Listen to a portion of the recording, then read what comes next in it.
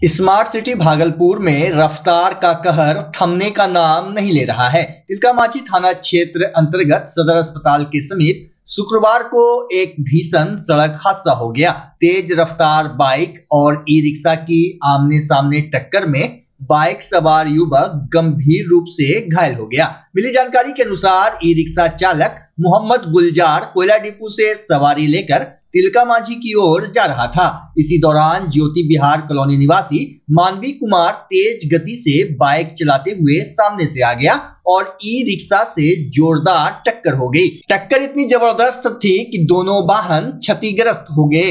हादसे के बाद मौके पर अफरा तफरी मच गई। स्थानीय लोगों की मदद से दोनों घायलों को तुरंत सदर अस्पताल में भर्ती कराया गया, जहां मानवी कुमार की हालत गंभीर बनी हुई है। ई रिक्शा चालक का भी इलाज जारी है। सूचना मिलते ही तिलकामांझी थाना पुलिस मौके पर पहुंची। टोटो साइड से इधर का रहा था, वो लड़का पूरा स्पीड में आया, घुमाने के चक्कर में दोनों टकरा गया। हम तो यहाँ सामने में बैठ के घूर ताप रहे। स्पीड मतलब वही 100 से प्लस है, 100 से प्लस स्पीड था गाड़ी का। उसके बाद वो एक्सीडेंट हो गया, कटा, फिर उसके अंदर लेके गया उसको। हाँ, सदर अस्पताल अंदर लेके गया। दो आदमी टोटो। हम फूल का दुकान है सर, मेरा बगल में राजा कुमार। टोटो से आ रहा है, मोटरसाइकिल ऐसा आ रहा था, अपने आप बाइक ढूंढी है। सामने से धक्का मारा है? जी। मोटरसाइकिल स्पीड में था? नहीं, वो इतना स्पीड में, हम भी अभी इतना स्पीड में नहीं थे। हाँ। हम आ रहे थे, एक चाल में आ रहे थे, एक बाइक ढूंढ गए। इतने अभी नहीं स्पीड नहीं देखा, हम सवारी उतार के हम बढ़ाया। कौन चल रहे थे, आप या वो हम सीधे एकदम सवारी उतार रहे थे। जी।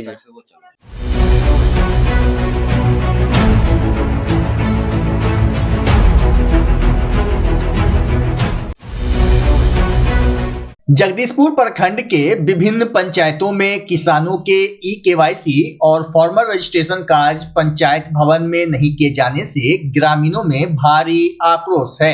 चांदपुर पंचायत के किसान चुनचुन शाह ने बताया कि वे सुबह से पंचायत भवन में लाइन लगाकर खड़े हैं, लेकिन कार्य कहीं और होने के कारण उन्हें परेशानी उठानी पड़ रही है। किसानों का कहना है कि समय पर जानकारी नहीं मिलने से वे भटक रहे हैं। वहीं जिला कांग्रेस कमेटी के सुनील तिवारी ने बताया कि चांदपुर पंचायत में पिछले 3 दिनों से यह कार्य चल रहा है, बावजूद इसके पंचायत स्तर पर समुचित व्यवस्था नहीं की गई। उन्होंने आरोप लगाया कि पंचायत की मुखिया अर्चना कुमारी किसी भी जनहित कार्य में रुचि नहीं लेती है, जिससे किसानों को कठिनाइयों का सामना करना पड़ रहा है। पंचायत भवन रहते हुए भी मुखिया अपना गांव सभी स्टाफ को बुला के अपना गांव में केवाईसी करवा रहे थे कल, और सब किसान यहाँ पंचायत भवन में आकर के परेशान थे। जगह यहाँ पंचायत भवन दिया गया था, वो घर पे करवा रहे थे। जगह दिया है और मुखिया अपना गांव पर्सनल अपना गांव के बगल में जो स्कूल है उसमें करवा रहा है। कौन गांव है?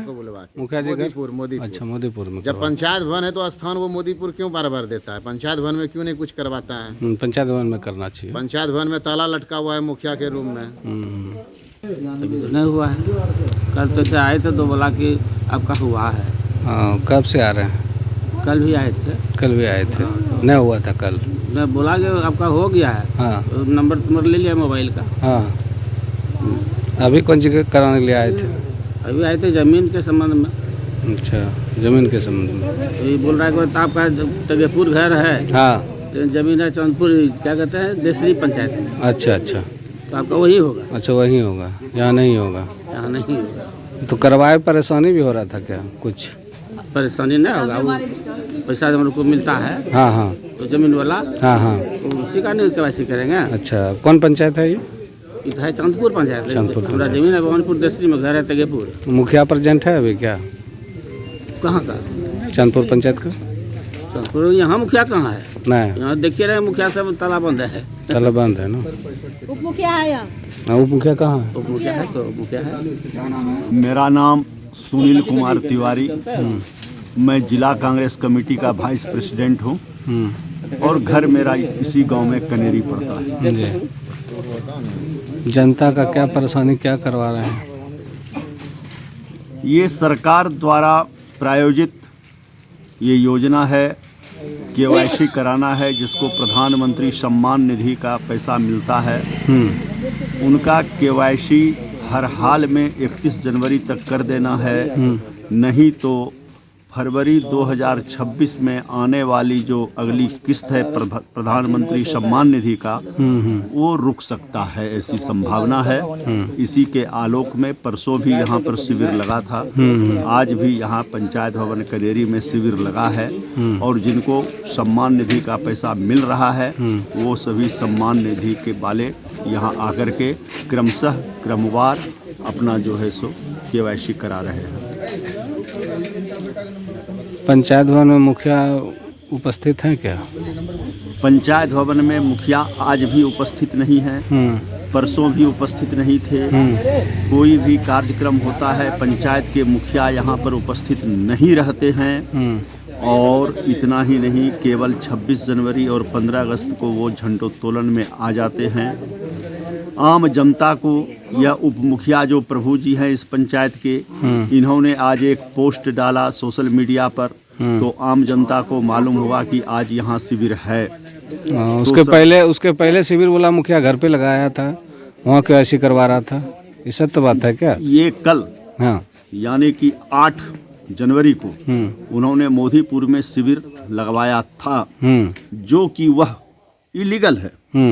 इलीगल इसलिए था कि पंचायत का जो भी काम होना चाहिए वो पंचायत भवन के अंदर होना चाहिए। और मुखिया अपनी दबंगता से कल मोदीपुर में लगा दिया। जैसे मालूम हुआ यहाँ के उप मुखिया प्रभु जी को, इन्होंने BDO जगदीशपुर से संपर्क किया और BDO जगदीशपुर के पास इनकी बात को गंभीरतापूर्वक सुनते हुए BDO ने आज यहाँ पर फिर शिविर लगाया।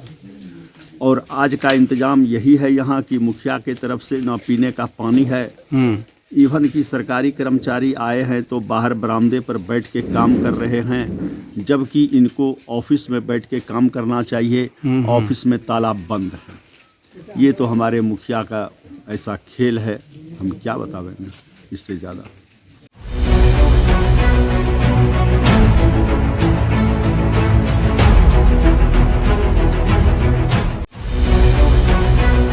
भागलपुर जिले के नाथनगर स्थित SS बालिका इंटर उच्च विद्यालय परिसर में बिहार गिरी रक्षा वाहिनी की महिला बुनियादी प्रशिक्षुओं का पारण परेड समारोह आयोजित किया गया। इस अवसर पर मुजफ्फरपुर और सहरसा जिले की कुल 131 महिला होमगार्ड जवानों का पासिंग आउट परेड सफलतापूर्वक संपन्न हुआ। परेड की सलामी उप महासमादेष्टा मनोज कुमार नट, डिविजनल कमांडेंट सह जिला समादेष्टा अखिलेश कुमार ठाकुर और जिला समादेष्टा संजय कुमार ने संयुक्त रूप से ली। समारोह को संबोधित करते हुए DIG मनोज कुमार नट ने सभी प्रशिक्षित महिला जवानों को बधाई दी और कहा कि वे जहां भी तैनात हों, ईमानदारी, निष्ठा और अनुशासन के साथ अपने कर्तव्यों का निर्वहन करें। उन्होंने बताया कि होमगार्ड जवान सुरक्षा के साथ साथ आपदा प्रबंधन, सामाजिक कार्यों और जन सेवा में भी अहम भूमिका निभाते हैं। 120 दिनों के प्रशिक्षण में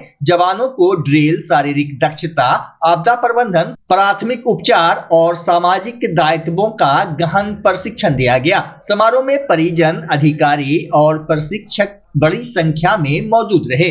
141 प्रशिक्षु जिसमें से 27 सहरसा के थे और 114 मुजफ्फरपुर के महिला प्रशिक्षु थे, जिनका पासिंग आउट परेड यहाँ पर हुआ।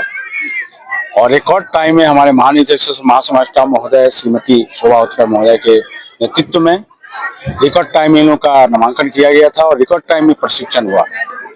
और आप जैसा देख रहे हैं कि काफी इंटेंसिव प्रशिक्षण हुआ है। सेना के जो सूबेदार हैं उनके स्तर से प्रशिक्षण दिया गया है और हम लोग बीच बीच में भी बहुत सारे कैप्सूल कोर्स भी इन लोगों को कराया गया है, कमांडोज ट्रेनिंग वगैरह दिया जा रहा है। तो एक नया ट्रांसफॉर्मेशन, एक नया मॉडिफिकेशन जो इस डिपार्टमेंट में हुआ है और यह उपांतरण का प्रभाव बहुत लंबे समय तक रहेगा।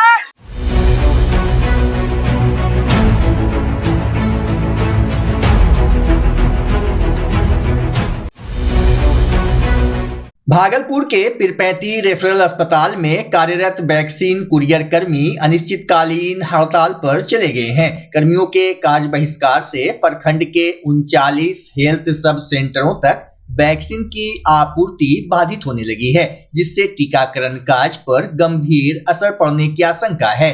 हड़ताल का नेतृत्व कर रहे कर्मियों ने आरोप लगाया कि पिछले 6 माह से वेतन का भुगतान नहीं किया गया है। उन्हें न तो 30 दिन का नियमित काम मिलता है और न ही पूरी मजदूरी। कर्मियों का कहना है कि 10 किलोमीटर तक वैक्सीन पहुंचाने पर 100 रुपये और उससे अधिक दूरी पर 200 रुपये प्रतिदिन मिलते हैं, जो बेहद कम है। कुरियर कर्मियों ने बकाया भुगतान, मजदूरी बढ़ोतरी और नियमित कार्य की मांग की है। वहीं अस्पताल प्रबंधक प्रणब कुमार सिंह ने बताया कि फिलहाल फंड उपलब्ध नहीं है, फंड मिलते ही भुगतान कर दिया जाएगा। पीरपैंती प्रखंड के अंदर 39 HSC है, ठीक है। 39 HSC के अंदर 15 कुरियर बहाल हुआ है 17/8/2005 में, ठीक है। जिस समय से कि 50, 75, 90, 200, 100 बढ़ते आया है। बढ़ते क्रम में ये लोग पैसा बकाया यहाँ जो रखा है, खाली आश्वासन पे आश्वासन देते आ रहा है और ना भुगतान करता है। मार्च खत्म हो जाता है, बोलता है मार्च में मिलेगा, मार्च में मिलेगा, मार्च खत्म होते जा रहा है। हाँ, हम लोग 2005 से ही काम कर रहे हैं। 39 आज से आप लोग हड़ताल पे जा रहे हैं, अनिश्चित हड़ताल पे। हड़ताल हम लोग को आश्वासन देता है कि अगला महीना मिल जाएगा, कर लेते हैं, फिर अगला महीना करते करते अभी ये 6 महीना का 7वां महीना चल रहा है। 7वां महीना चल रहा है, ठीक। और पिछला पूर्व का भी बकाया हुआ बाकी है।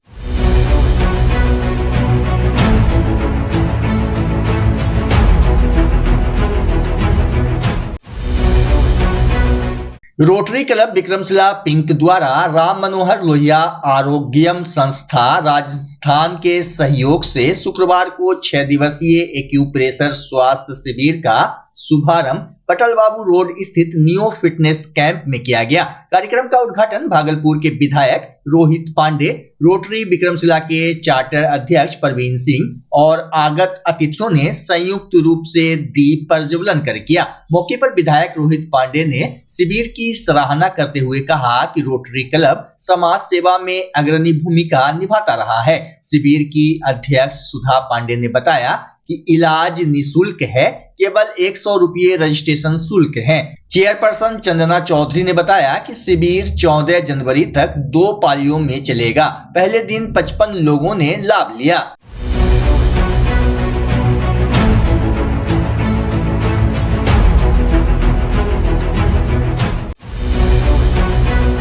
भागलपुर जिले के पीरपैंती प्रखंड अंतर्गत मध्य विद्यालय पीरपैंती बाजार में चोरी और तोड़फोड़ की घटना सामने आई है। 2 दिनों के भीतर विद्यालय से कक्षा 6 में लगे 4 पंखों की चोरी कर ली गई। वहीं 2 शौचालयों की केवाड़ियां भी तोड़ दी गई। विद्यालय बंद रहने के दौरान असामाजिक तत्वों ने सूने परिसर का फायदा उठाया। प्रधानाचार्य रविंद्र प्रसाद सिंह ने पीरपैंती थाने में लिखित शिकायत दर्ज कराई है। उन्होंने बताया कि विद्यालय के पीछे आम का बागान है, जहां अक्सर असामाजिक गतिविधियां होती है। सूचना पर समाज सेवी मोहम्मद साजिद उर्फ लाल ने विद्यालय पहुंचकर जायजा लिया और थानाध्यक्ष से कार्रवाई की मांग की। विद्यालय प्रबंधन और ग्रामीणों ने नियमित पुलिस गश्ती और सुरक्षा व्यवस्था मजबूत करने की मांग की है।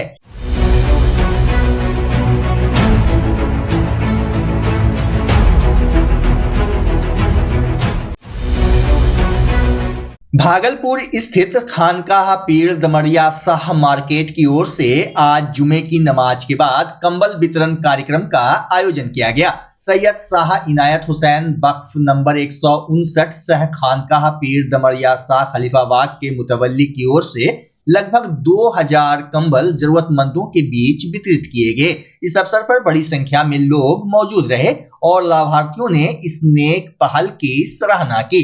खानका के सज्जादा नसी सैयद शाह फखरे आलम हसन ने कहा कि ठंड बढ़ने के साथ गरीबों की परेशानी भी बढ़ जाती है। ऐसे में हर साल की तरह इस वर्ष भी सेवा कार्य किया जा रहा है। उन्होंने बताया कि वक्फ की आमदनी से समाज सेवा निरंतर जारी रहेगी।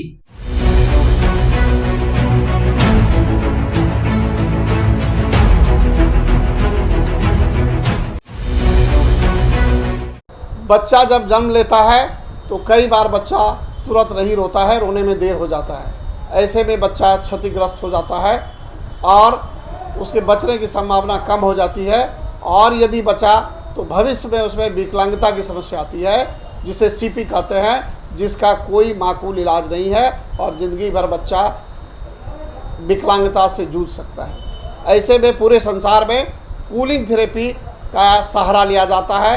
जन्म से ठीक 6 घंटा के अंदर यदि उसको कूलिंग थेरेपी दिया जाए तो उससे उसका सीपी की समस्या कम होती है और बचने की भी संभावना बढ़ती है।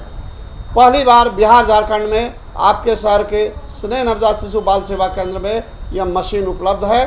कभी भी ऐसी बात हो कि बच्चा रोने में विलम्ब हो गया तो आप स्नेह नवजात शिशु बाल सेवा केंद्र में जरूर संपर्क करें।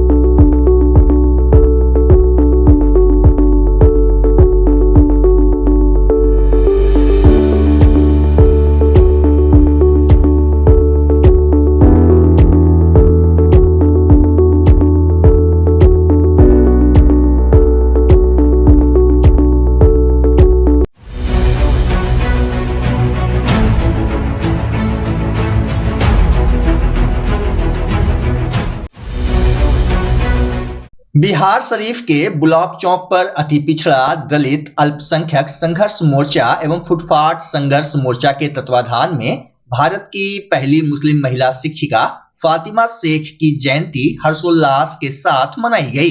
इस अवसर पर उनके चित्र पर माल्यार्पण एवं पुष्प अर्पित किए गए। कार्यक्रम में मोर्चा के राष्ट्रीय अध्यक्ष रामदेव चौधरी ने कहा कि फातिमा शेख ने सावित्रीबाई फुले के साथ मिलकर महिलाओं और वंचित वर्गों की शिक्षा के लिए ऐतिहासिक कार्य किया।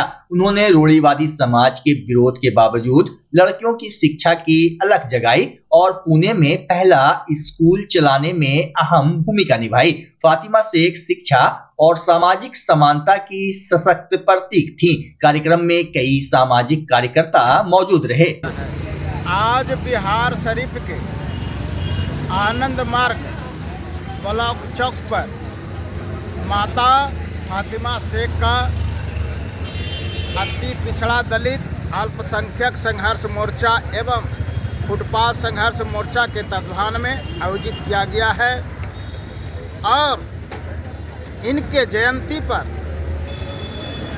यहाँ के वासियों को मैं बतलाना चाहता हूँ कि आज के दिन ही 9 जनवरी 1831 में महाराष्ट्र के पुणे में इनका जन्म हुआ था और ये फुले दंपति से उनके कार्य से आकर्षित होकर उनके कंधे से कंधा मिलाकर कार्य किया था, क्योंकि सावित्रीबाई फुले और उनका पति ज्योतिबा फुले और एवं फातिमा शेख ने शिक्षा का जोत जगाने का काम किया था।